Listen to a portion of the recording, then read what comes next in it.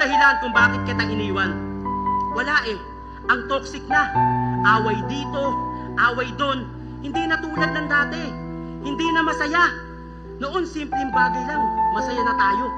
Kwentuhan at tawanan. Ngayon, simpleng bagay lang para na tayong magkalaban. Babae lang ba ang dapat masaktan?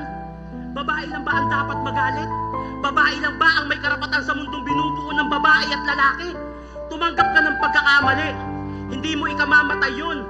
Mas inuuna mo pa yung kamalditahan mo kaysa sa ating relasyon. Mahal na mahal kita hanggang ngayon. Wala akong intensyon na masama. Inaantay ko lang naman na suyuin mo ko at sabihin mong hindi mo ko kayang mawala.